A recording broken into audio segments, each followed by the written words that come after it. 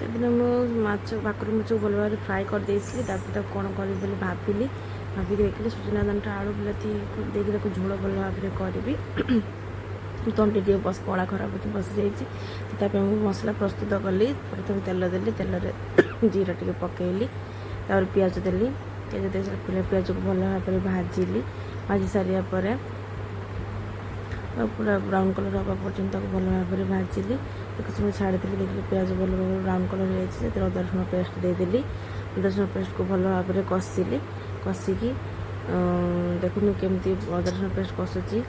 ଆଉ ଦେହଟା ବି ଟିକେ ଭଲ ନାହିଁ, ସେଥିପାଇଁ କାଶ ହେଉଛି ମୋତେ। ଭଲ ଭାବରେ କଥା ମୁଁ ଇଏ କରିପାରୁନି, କାଶୁଛି। ଆଉ ତେଲରେ ଯେମିତି ମସଲା ଭଲ ଭାବରେ କଷି ହେଇଯିବ, ଦେଖନ୍ତୁ କେତେ ସୁନ୍ଦର ଭଲ ଭାବରେ ମୁଁ କଷୁଛି। ତାପରେ ମୁଁ ସେଥିରେ ହଳଦୀ ପକାଇଲି, ଲୁଣ ଦେଲି, ବିଲାତି ସିଝେଇକି ରଖିଥିଲି ତାକୁ ଦେଲି, ଭଲ ଭାବରେ ତାକୁ କଷିଲି। ଏମିତି ତେଲ ତାର ଆସିଯିବ ବହୁତ ଭଲ ଭାବରେ, ଏବଂ ଲଙ୍କାଗୁଣ୍ଡ ଦେଲି ଏମିତି କଲର୍ ଭଲ ଭାବରେ ଆସିଯିବ। ଏବଂ ଭଲ ଭାବରେ ତାକୁ କଷିଲି କଲର୍ ଆସିବା ପର୍ଯ୍ୟନ୍ତ। ଦେଖନ୍ତୁ କେତେ ସୁନ୍ଦର ଦେଖାଯାଉଛି ମସଲାଟି। ଆଉ ଭଲ ଭାବରେ ଖାଇବି, ଛୁଟିରେ ଅଛି ନା, ଟିକେ ମନେ କରିଛି ଖାଇବା ପାଇଁ, ତ ଭଲ ଭାବରେ ତାକୁ ଖାଇବି। ଆଉ ସେଥିରେ ମୁଁ ଗରମ ମସଲା ଟିକେ ଦେଲି, ଆଉ ଫିସ୍ ମସଲା ବସିଥିଲା ସେଠି ପାଖରେ, ଫିସ୍ ମସଲା ଟିକେ ପକାଇଲି।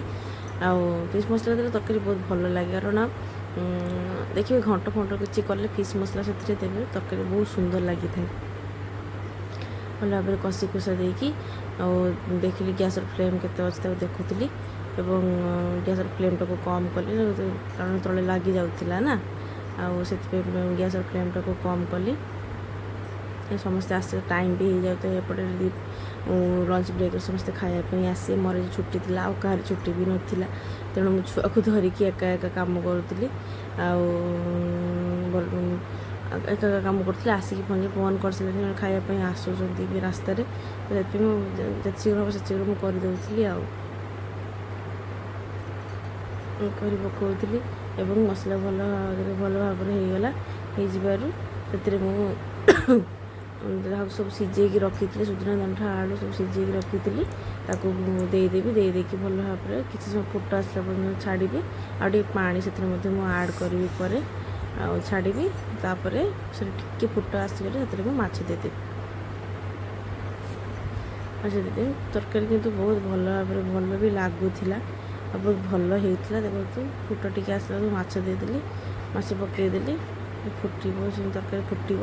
ତା ଭିତରେ ମୁଁ ଆଉ କ'ଣ ଗୋଟେ କରିବି ବୋଲି ମୁଁ ତିଆରି କରୁଥିଲି। ଆଉ ଖାଲି ଗୋଟେ ତରକାରୀ ଦେଇକି ତ ଖାଇହେବନି, ସେଥିରେ ମୁଁ କିଛି ତା'ର ନେଇ ଆସିଥିଲି